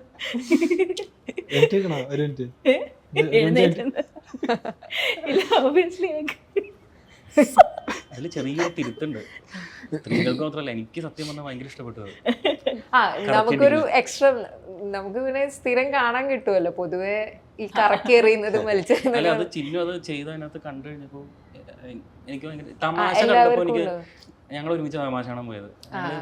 പറഞ്ഞത് അന്ന് ചിന്നുവിനൊന്നും അറിയില്ലല്ലോ, ഈ നടി ഒരു വെറൈറ്റി ആണല്ലോ, അല്ല നല്ല രസമാണ്, വ്യത്യസ്തത ഉണ്ടല്ലോ ഉണ്ട് അങ്ങനെ പറഞ്ഞു. അപ്പം ഭീമന്റെ വഴിയിൽ ലാസ്റ്റ് ആ ഒരു കറക്കി അടിക്കുന്ന പരിപാടി കണ്ടപ്പോൾ നല്ല രസമുണ്ടായിരുന്നു. അങ്ങനെയൊക്കെയാണ് സത്യം പറഞ്ഞ ചിന്നുവിലേക്ക് ഈ കഥാപാത്രത്തിന് വേണ്ടി. അതെ, നമ്മൾ കണ്ട സിനിമകളൊക്കെ വഴിയാണല്ലോ ആളുകളെ അറിയുക, അല്ലാതെ നേരിട്ട് അറിയില്ലല്ലോ. അങ്ങനെയാണ് ചിന്നുവിനെ ഓപ്ഷൻസ് ഉണ്ടായിരുന്നു, പക്ഷെ ചിന്നുവിനെ ഫസ്റ്റാണ് വെച്ചായിരുന്നു. ഈ ഭീമന്റെ വഴി കമ്മിറ്റ് ചെയ്യാൻ ഈ ഒരു സീൻ ഉണ്ട് എന്ന് പറഞ്ഞത് ഭയങ്കര ഒരു പോയിന്റ് ആയിരുന്നു. അതോ ആക്ച്വലി ഭീമന്റെ വഴി ഞാൻ കമ്മിറ്റ് ചെയ്ത് അഷ്റഫ് ഹംസ എന്ന് പറയുന്ന ഡയറക്ടറെ സംസാരിച്ചത്. അദ്ദേഹം കിണറ്റി ചാടാൻ പറഞ്ഞാലും ഞാൻ തമാശയുടെ അതേ ഡയറക്ടറാണ്. അപ്പം അദ്ദേഹം വിളിച്ചപ്പോഴേ എനിക്കറിയാം അത് അടുത്ത പടത്തിൻ്റെ ആഷഫിക്ക് എന്തോ വർക്ക് ചെയ്യുന്നുണ്ടെന്ന് അറിയായിരുന്നു. അപ്പോൾ അടുത്ത പടത്തിൻ്റെ ആണ് പറഞ്ഞു വന്ന് അപ്പോഴാണ് അവസാനം ഇങ്ങനെ ഒരു സംഭവം ഉണ്ട് അത് പറഞ്ഞപ്പോൾ. ആ തുടക്കത്തിൽ അത് വേറൊരു രീതിയിലൊക്കെ ആയിരുന്നു, പിന്നെയാണ് അതിപ്പോൾ നമ്മൾ ഫൈനൽ ഫിലിമിൽ കണ്ട വേർഷൻ ആയത്. അപ്പം അത് തിയേറ്ററിലൊക്കെ പോയി കണ്ടിട്ടുണ്ടായിരുന്നു. അതുണ്ടാവും, ഭയങ്കര ആഗ്രഹം ഉണ്ടാവുമല്ലോ നമ്മൾ ചെയ്യുന്ന ചില സംഭവങ്ങൾ നമുക്ക് തിയേറ്ററിലെ ആൾക്കാരുടെ ഒപ്പം തന്നെ ഇരുന്ന് കാണണം എന്ന് ഭയങ്കര. ആ സീനൊക്കെ ഞാൻ കരഞ്ഞുകൊണ്ടാണ് കണ്ടത്, കണ്ണൊക്കെ നിറഞ്ഞ് ആനന്ദാശ്രം തെറ്റിദ്ധരിക്കരുത്. അപ്പോൾ അത് like once in a lifetime like you will as a woman നമുക്ക് അത്രയ്ക്ക് അങ്ങനെ അധികം ഓപ്പർച്യൂണിറ്റീസ് കിട്ടില്ല. ഇനി അങ്ങനത്തെ കുറേ ആൾക്കാരെ വലിച്ചെറിയണം എന്നാണ് എൻ്റെ ആഗ്രഹം. ഇടിക്കാനും അടിക്കാനും വലിച്ചെറിയാനും ഒക്കെ. ശരിക്കും കരാട്ടെ എന്തോ അല്ലേ? അതൊക്കെ ഞാൻ പഠിച്ചിട്ടുണ്ട്, ക്രാവ് മാഗയൊക്കെ പഠിച്ചിട്ടുണ്ട്. അതുകൊണ്ട് ഭാവി ഡയറക്ടേഴ്സ് പ്ലീസ് എന്നെ ഓഡിഷന് വിളിച്ചാൽ ഞാൻ വന്ന് ഇതൊക്കെ ഓഡിഷൻ ചെയ്ത് ഒരു ഫൈറ്റ്, ഫുൾ ഫൈറ്റ്, ഇപ്പം നമ്മൾക്കൊരു സിനിമ ഇപ്പോൾ സ്റ്റോറി പറയുന്നു, അതിൻ്റെ പ്രൊഡക്ഷൻ എല്ലാം ഷൂട്ടും എല്ലാം കഴിഞ്ഞിട്ട് അതേപോലെ തന്നെ ഇമ്പോർട്ടൻ്റ് ആയിട്ടുള്ള കാര്യമാണ് അതിൻ്റെ പ്രൊമോഷൻ എന്ന് പറയുന്നത്. ഇങ്ങനെ ഒരു സിനിമ ഇറങ്ങുന്നുണ്ട് എന്നുള്ളത് ആളുകൾ അറിയണം. പിന്നെ അത്രയധികം സിനിമകൾ വരുന്നുണ്ട്. ആളുകൾ ഇപ്പോൾ തിയേറ്ററിലേക്ക് ഒരുപാട് വന്നുകൊണ്ടിരിക്കുന്ന സമയമാണെങ്കിലും നമ്മളുടെ ഒരു മൂവീനെ വ്യത്യസ്തമായിട്ട് നിർത്താനും അത് ആളുകൾ ഇപ്പോൾ തിയേറ്ററിൽ വന്നിരുന്ന് എക്സ്പീരിയൻസ് ചെയ്യണമെന്ന് തോന്നിക്കാനും അതിൻ്റെ ഒരു ടെക്നിക്കും ആ സിനിമ പിടിക്കുന്നത് പോലെ തന്നെ ഇമ്പോർട്ടൻ്റ് ആയിട്ടുള്ളൊരു കാര്യമാണ്. ഞാൻ അറിഞ്ഞിടത്തോളം ഈ സിനിമ പുതിയതായിട്ടൊരു ടെക്നിക്കും കൂടെ പ്രൊമോഷനിൽ കൊണ്ടുവരുന്നുണ്ട്. ഒരു AR എന്നുള്ളൊരു ടെക്നിക്ക് കൊണ്ടുവരുന്നുണ്ടെന്ന് പറഞ്ഞു. അത് ആരുടെ ബുദ്ധിയായിരുന്നു? അത് എങ്ങനെയാണ് നിങ്ങളത് വർക്കൗട്ട് ചെയ്യാനൊക്കെ നോക്കുന്നത്? ആക്ച്വലി ഓഗ്മെന്റഡ് റിയാലിറ്റി പരിപാടി ആദ്യം പറയുന്നത് മാർക്കറ്റിംഗ് ഹെഡാണ് ഞങ്ങളുടെ സംഗീത ചേച്ചി. ഇത് പറഞ്ഞപ്പോൾ ഞാൻ ഇങ്ങനെ ആലോചിച്ചു, പരിപാടി അടിപൊളിയാണല്ലോ, പിന്നെ പ്രൊഡക്ഷൻ കമ്പനി ഇത് സമ്മതിക്കണം, പക്ഷേ അവർ ഒരു എക്സ്പെരിമെൻറ്റിന് തയ്യാറാണ്, പിന്നെ എന്തുകൊണ്ട് അത് ചെയ്തുകൂടാന്നുള്ളൊരു ഇതായിരുന്നു. പിന്നെ എൻ്റെ അറിവിൽ എനിക്കറിയില്ല, വേറെ സിനിമകളിലൊന്നും അങ്ങനെ കണ്ടിട്ടില്ല, ഓഗ്മെന്റഡ് റിയാലിറ്റി വെച്ചിട്ടുള്ളൊരു മാർക്കറ്റിംഗ് പരിപാടി കണ്ടിട്ടില്ല. അത് എന്തായാലും ആളുകൾക്ക് ചിലപ്പോൾ ഇഷ്ടപ്പെടാൻ ചാൻസ് ഉണ്ടെന്ന് വിചാരിക്കണം. നമ്മൾ എന്തായാലും നമ്മളുടെ സിനിമയ്ക്ക് എന്താണ് വെറൈറ്റി ചെയ്യാൻ പറ്റുകയെന്നുള്ളത് ചിന്തിക്കുക. സിനിമ ചെയ്ത് കഴിഞ്ഞു, ഇനി അത് ആളുകളിലേക്ക് എത്തിക്കണം. ഇതൊരു എന്തെങ്കിലും ഒരു ബ്രേക്ക് പോയിന്റ് ആവുമെന്ന് ഞങ്ങൾ പ്രതീക്ഷിക്കണം. പിന്നെ ഇപ്പം നിങ്ങൾ ഒരു സിനിമ കമ്മിറ്റ് ചെയ്യുന്ന സമയത്ത് അതിൻ്റെ ഒരു പ്രൊമോഷൻ വർക്കും കൂടെ അടക്കമാണല്ലോ നമ്മൾ കമ്മിറ്റ് ചെയ്യുക. അപ്പം നിങ്ങൾ ആക്ടേഴ്സ് എന്നുള്ള നിലയിൽ എന്തെങ്കിലുമൊക്കെ ഒരു ഇൻപുട്ട് കൊടുക്കാനുണ്ടോ? നിങ്ങളുടെ സിനിമയ്ക്ക് നമുക്ക് ഇങ്ങനെ ഒരു പ്രൊമോഷൻ ചെയ്ത് കഴിഞ്ഞാൽ കുറച്ചുകൂടെ ബെറ്റർ ആയിരിക്കും, അല്ലെങ്കിൽ നമ്മളുടെ ഒരു ഇപ്പം എല്ലാവർക്കും സോഷ്യൽ മീഡിയയിലും കൂടെ ഫോളോയിങ് ഉള്ള ഒരു കാലമാണ് എല്ലാ ആക്ടേഴ്സിനും. അവിടെയും കൂടെ അവരുടെ ഒരു പ്രസൻസ് ഉണ്ട്, അതിൻ്റെ ഫോളോയിങ് ഒക്കെ ഉണ്ട്. സോ അതിലേക്ക് ടാപ്പ് ചെയ്യാൻ പറ്റുന്ന രീതിയിൽ നിങ്ങളൊരു പ്രൊമോഷൻ ഐഡിയ ഒക്കെ ഇപ്പം നമ്മൾ കഥാപാത്രത്തിന് കൊടുക്കും, അതേപോലെ തന്നെ ഇമ്പോർട്ടൻ്റ് ആണല്ലോ നമ്മുടെ സിനിമയിലേക്ക് ആളുകൾ കാണാൻ വരിക എന്നുള്ളതും. അപ്പോൾ നിങ്ങൾ എത്രമാത്രം ഇൻവോൾവ് ആവും ഒരു പ്രൊമോഷൻ ആക്ടിവിറ്റീസിലൊക്കെ ആക്ടേഴ്സ് എന്നുള്ള നിലയ്ക്ക്? കംപ്ലീറ്റ്ലി ആണോ പൊതുവെ ഇഷ്ടമാണ്? ഞാൻ പറ്റുന്ന അത്രയും ഡെഫിനറ്റ്ലി. കാരണം സിനിമ എന്ന് പറഞ്ഞാൽ നമ്മൾ വർക്ക് ചെയ്ത പ്രോഡക്റ്റ് നമ്മുടെ എല്ലാവരുടെയും ഒരു കുഞ്ഞ്, നമ്മുടെ എല്ലാവരുടെയും ഒരു ബേബി. അപ്പോഴത്തേക്കും നമ്മളാ ഏറ്റവും ബെസ്റ്റായിട്ട് അത് അവതരിപ്പിക്കുന്നത് ഓഡിയൻസിനൂടെ. അപ്പോഴത്തേക്ക് നമുക്കൊരു കടമയുണ്ട്. കാരണം അങ്ങനെ എന്തെങ്കിലും ഒരു ഐഡിയ കിട്ടിയാൽ ഡെഫിനറ്റ്ലി അത് ചെയ്യും. കാരണം അത് എൻഡ് ഓഫ് ദി ഡേ നമ്മുടെ എല്ലാവരുടെ ഒരു പ്രൊഡക്റ്റ്, നമ്മുടെ എല്ലാവരുടെ ഹാർഡ് വർക്ക് നമ്മൾ ഏറ്റവും ബെസ്റ്റായിട്ട് റീച്ച് ചെയ്യിപ്പിക്കാൻ നോക്കുന്നത്. സോ ഡെഫിനറ്റ്ലി ഇറ്റ്സ് ഒരു വലിയ റെസ്പോൺസിബിലിറ്റി തന്നെയാണ്. അപ്പോൾ അങ്ങനെ എന്തെങ്കിലും ഐഡിയാസ് ഉണ്ടെങ്കിൽ ഉറപ്പായിട്ടും ഞാനത് പറയും. പറഞ്ഞ പോലെ പുതിയ എക്സ്പെരിമെൻ്റൽ ഐഡിയാസ്. പിന്നെ നമ്മുടെ മലയാളി ഓഡിയൻസ് എന്ന് പറഞ്ഞാൽ എപ്പോഴും they are always open to new things. നമ്മുടെ എന്ത് എക്സ്പെരിമെൻ്റ് ആയാലും അവർ സ്വീകരിക്കാനോ ട്രൈ ചെയ്യാൻ തയ്യാറാക്കണം. അതുകൊണ്ട് നമ്മുടെ ഇൻഡസ്ട്രി അത്രയും ടോപ്പ് ക്വാളിറ്റി ആയിട്ടിരിക്കുന്നത്. ഭയങ്കര യുണീക്കായിട്ട് ഡൈവേഴ്സ് ആയിട്ടുള്ള കോണ്ടന്റ് ആയാലും കാര്യങ്ങളായാലും അവർ ചെയ്യും. സോ അതിലൊരു വിശ്വാസം കൊണ്ട് ഡെഫിനറ്റ്ലി ട്രൈ ചെയ്യും. ചിന്നൂർ എങ്ങനെയാണ് ഇപ്പോൾ കണ്ടിന്യൂസ് ഇൻ്റർവ്യൂസ് വരികയാണെങ്കിലും ഒക്കെ അതിനും ഒരു എഫേർട്ട് ഇടണമല്ലോ ഭയങ്കരമായിട്ട്. സോ പ്രൊമോഷൻസിന് എങ്ങനെയാണ് കാണുന്നത്? എനിക്ക് ഒട്ടും ഇഷ്ടമില്ലാത്ത പരിപാടിയാണ് പ്രൊമോഷൻ. Sorry guys. എനിക്ക് ആക്ടിങ് ഒരുപാട് ഇഷ്ടമാണ്, പക്ഷേ ഈ പറയുന്ന പോലെ അതിൻ്റെ കൂടെ വരുന്ന ഒരു വളരെ നെസസറി ഈവിലാണ് പ്രൊമോഷൻസ്. കാരണം അത് ഈ പറഞ്ഞ പോലെ അല്ലെങ്കിൽ ആൾക്കാരിലേക്ക് എത്തിക്കാൻ മൂവി ലൈക്ക് ഒരു മമ്മൂക്ക മൂവി, ഒരു മോഹൻലാൽ മൂവി ചെയ്യും പോലെ അല്ല ബാക്കിയുള്ള മൂവീസ്. അതിന് നമ്മൾ അത്രത്തോളം വർക്ക് ചെയ്ത് ഇപ്പോൾ ഒരു നല്ലൊരു പ്രോഡക്റ്റ് ലോഞ്ച് ചെയ്ത് സൂപ്പർ മാർക്കറ്റിൽ കൊണ്ട് വെച്ചാൽ മാത്രം പോരാ. അത് വന്നിട്ടുണ്ടെന്ന് മാർക്കറ്റ് ചെയ്ത് ആൾക്കാരെ അറിയിച്ചാലേ ആൾക്കാരെ അറിയുള്ളൂ. അത് പോയി സൂപ്പർ മാർക്കറ്റിൽ പോകുമ്പോൾ അത് എടുക്കുകയുള്ളൂ. സോ അതുപോലെ ഇമ്പോർട്ടൻ്റ് ആണ് ഒരു മൂവിക്ക് മാർക്കറ്റിംഗ് ആൻഡ് പ്രൊമോഷൻസ് എന്ന് ഞാൻ ഇപ്പോൾ പഠിച്ചു വരുന്നുണ്ട്. പിന്നെ ഇൻപുട്സ് എന്ന് പറയുന്ന കാര്യം, അത് not all movies want your input, not everybody cares for your input. Some people are open enough to ask you for that, and that kind of helps because you also feel welcome and all that. പിന്നെ also you need to know എവിടെ നമ്മുടെ movie place ചെയ്യണം. പിന്നെ I don't think ഫോളോവേഴ്സിൻ്റെ even as an actor എൻ്റെ followers, എനിക്ക് ഒരുപാട് followers ഉണ്ട്, ആ ഫോളോവേഴ്സ് ടിക്കറ്റ് എടുക്കും എന്നുള്ളൊരു ബോധം, അങ്ങനെ ആ ഫോളോവേഴ്സിൻ്റെ എണ്ണം കൊണ്ട് ടിക്കറ്റ് സെയിൽസ് ആവും എന്നുള്ളൊരു ലൈക്ക് അങ്ങനത്തെ ഒരു വിശ്വാസം. ബിക്കോസ് ഒബ്വിയസ്ലി അതിൻ്റെ ഓഡിയൻസ് വേറെ ആയിരിക്കും, ആ പെർ മൂവി കാണുന്ന ആൾക്കാരായിരിക്കും. ഇപ്പം അല്ലെങ്കിൽ you have to be a super star who fans would go and watch the movie regardless of what genre it is. ബാക്കിയുള്ളവർക്കൊക്കെ ഭയങ്കര ടാർഗറ്റഡ് ആയിട്ട് എന്താണോ ഇതിൻ്റെ ഓഡിയൻസ് ഏതാണെന്ന് മനസ്സിലാക്കി തന്നെ ഓഡിയൻസിനെ ടാർഗറ്റ് ചെയ്ത് കൊണ്ടുവരേണ്ട കാര്യങ്ങൾ തന്നെയാണ്. But I believe as an actor promotions ഭയങ്കര ഡ്രെയിനിങ് ആയിട്ടുള്ളൊരു കാര്യമാണ്. ലൈക്ക് ഒരു Training ദിവസം about necessary evil. It's A very necessary part of your job also. ഇപ്പോൾ മമ്മൂട്ടി ഇപ്പോൾ ഈ അടുത്ത് ഉള്ളൊരു ഇൻ്റർവ്യൂവിൽ പറഞ്ഞിട്ടുണ്ടായിരുന്നു, അങ്ങനെ ഒരുപാട് നാളൊന്നും ആളുകൾ നമ്മളെ ഓർത്തിരിക്കണം എന്നില്ല എന്ന്. പക്ഷെ ആർട്ടിസ്റ്റുകൾ പൊതുവെ ആർട്ടിസ്റ്റും കുറേ നാളും കൂടെ ഓർക്കപ്പെടാൻ കൂടെ, കാരണം ജനങ്ങളിൽ നിന്നുള്ളൊരു റെസ്പോൺസിനെയും കൂടെ ഭയങ്കര ഇമ്പോർട്ടൻസ് കൊടുക്കുന്ന ഒരു ഫീൽഡാണല്ലോ ഇത്. അപ്പം അദ്ദേഹത്തിൻ്റെ ആ വാക്കുകളൊക്കെ കേട്ട സമയത്ത് നിങ്ങൾ ഈ കലാകാരന്മാരാവോ അല്ലെങ്കിൽ സിനിമയിലേക്ക് ഇറങ്ങാൻ തീരുമാനിക്കുന്ന സമയത്ത് ഈ ജനങ്ങൾ നമ്മളെ ഭയങ്കരമായിട്ട് ഏറ്റെടുക്കണം അങ്ങനെയൊക്കെയുള്ളൊരു ആഗ്രഹം മൈൻഡിൽ ഉണ്ടായിരുന്ന ചിലർക്ക് അതില്ല. ചിലർക്ക് നമ്മുടെ ആർട്ട് പ്രസൻറ്റ് ചെയ്യുക എന്നുള്ള അതിൻ്റെ ഒരു ആവിഷ്കാരം മാത്രം നോക്കുന്നവരുണ്ട്. നിങ്ങൾ ഈ ജനങ്ങൾ നമ്മൾ ഓർത്തിരിക്കണം എന്നുള്ളതിനൊക്കെ എത്രത്തോളം ഇമ്പോർട്ടൻസ് കൊടുക്കുന്നുണ്ട്? അതോ ലൈക്ക് ഓക്കെ എന്നുള്ളൊരു? ഞാൻ ഒരുപാട് കൊടുക്കുന്നുണ്ട്. കാരണം നമ്മൾ നിലനിൽക്കണമെങ്കിൽ എൻ്റെ ഒരു പെർസ്പെക്റ്റീവ്, ലൈക്ക് എൻ്റെ ഒരു പെർസ്പെക്റ്റീവ്, കാരണം അവർ തീരുമാനിച്ചാലേ നമുക്ക് നിലനിൽക്കാൻ പറ്റത്തുള്ളൂ. എനിക്ക് ആയിട്ടുള്ള ഒരു അടയാളം ക്രിയേറ്റ് ചെയ്യാൻ അവരെന്നെ സ്വീകരിക്കണം. അവർക്ക് എൻ്റെ ഒരു പടത്തിന് ഒരു എക്സൈറ്റ്മെൻറ്റ് ഫീൽ ചെയ്യണം കാണാൻ. സോ ഡെഫിനറ്റ് ഒരുപാട് പ്രാധാന്യം ഞാൻ കൊടുക്കുന്നുണ്ട് അവരുടെ അക്സെപ്റ്റൻസിന്. ചിന്നുവിന് എങ്ങനെയാണ് ആളുകൾ തരുന്ന റെസ്പോൺസിനൊക്കെ ഭയങ്കര ഇമ്പോർട്ടൻസ് ഉണ്ടോ? അതോ എനിക്ക് ആക്ട് ഔട്ട് ചെയ്യുക, എനിക്ക് പ്രിയപ്പെട്ട ഒരു കാര്യം ഒരു സിനിമയുടെ ഭാഗമായിട്ട് ക്രിയേറ്റ് ചെയ്യുക, ലൈക്ക് അവിടെ തീർന്നു? ആക്ച്വലി എൻ്റെ ജീവിതത്തിൽ ഞാൻ ഏറ്റവും കൂടുതൽ എൻജോയ് ചെയ്യുന്ന പ്രോസസ്സ് ഒരു ക്യാമറയുടെ മുമ്പിൽ as an actor when I am there. അതാണ് എനിക്ക് ഏറ്റവും കൂടുതൽ പീസും കണ്ടെയ്ൻമെൻറ്റും ഒക്കെ തരുന്നൊരു കാര്യം.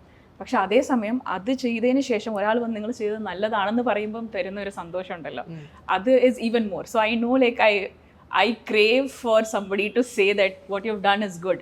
അപ്പോൾ അതൊരു സൈലോസിൽ എക്സിസ്റ്റ് ചെയ്യുന്ന കാര്യമല്ല എന്നുള്ള ബോധം ഇന്ന് എനിക്ക് വന്നിട്ടുണ്ട്. ഒരു സമയത്ത് ഐ യൂസ് ടു തിങ്ക് ഞാൻ ആക്ട് ചെയ്യും, ഞാൻ പോകും, വേറെ ആക്ട് ചെയ്യും, വീണ്ടും പോകും. പക്ഷേ ഇന്ന് I know that's not possible. You are doing something, അതിനൊരു ഓഡിയൻസ് ഉണ്ട്, they have to be okay seeing you, they should be happy seeing you, and you need their love to continue doing what you are doing എന്ന് ഉള്ള ബോധം ഉള്ളതുകൊണ്ട് ഇന്ന് എല്ലാവരുടെയും സ്നേഹം എനിക്ക് വേണം. ഇന്ന് എല്ലാവരുടെയും everybody should think I M the best and I M the nicest and all of that. മറ്റൊരു കാര്യമുള്ളത്, ഇപ്പം സമീപകാലത്ത് ഇറങ്ങിയ പടങ്ങൾ വെച്ചിട്ട് ട്രോളുകളിലൊക്കെ വരുന്ന ദിലീഷ് പോത്തൻ്റെ കഥാപാത്രത്തിന് എന്തെങ്കിലും സംഭവിച്ചാൽ സിനിമ ഹിറ്റാകും എന്നുള്ളതാണ്. അതിനെ നിങ്ങൾ വിശ്വസിക്കുന്നുണ്ടോ? ഒരു കഥാപാത്രം എന്തെങ്കിലും പറഞ്ഞാൽ അതായിരിക്കും മറ്റേ തമ്പനിയിൽ അല്ല, അത് മറ്റേ ട്രോൾസിലൊക്കെ വരണതാണ്. തീർച്ചയായിട്ടും സംഭവിച്ചു പോകുന്നതാണ്. എല്ലാവരും പല ഈ ട്രെൻഡ് വരുന്നതിന് മുമ്പ് നമ്മൾ എഴുതി തീർത്ത ഞങ്ങൾ ഈ സ്റ്റോറി എഴുതിയിട്ട് ശരിക്കും 3 കൊല്ലത്തിന്റെ അടുത്തായി. അല്ല, ഇതിപ്പോ കണ്ടിന്യൂസ് ആയിട്ട് അദ്ദേഹം അഭിനയിക്കുന്ന പടം അങ്ങനെ തന്നെ ആവട്ടെ അല്ലേ? പിന്നെ നല്ല കാര്യമല്ലേ? അങ്ങനെയാണെങ്കിൽ ഒരു പ്രാവശ്യം കൂടി ദിലീഷേട്ടൻ മരിച്ച് അഭിനയിച്ചിട്ടുണ്ട്. അത് നല്ല രീതിയിൽ തന്നെ സക്സസ് ആവട്ടെ എന്ന് ഞങ്ങള് പ്രാർത്ഥിക്കുന്നു. ഇപ്പോൾ ടർബോയ്ക്കും തലവനും ഒക്കെ ശേഷം നല്ലൊരു സക്സസ് പടമായിട്ട് വരാനുള്ള ഒരു എലമെന്റ് അവിടെ ട്രെൻഡ് അനുസരിച്ചിട്ടാണെങ്കിൽ ഫിക്സ്ഡ് ആണ്. അപ്പോൾ ഗോള ഒരു മികച്ച ത്രില്ലറായിട്ട് തന്നെ അങ്ങനത്തെ നല്ലൊരു എക്സ്പീരിയൻസ് ആളുകൾക്ക് കൊടുക്കാൻ കഴിയട്ടെ. സോ അപ്പോൾ all the best for the whole team. Thank U.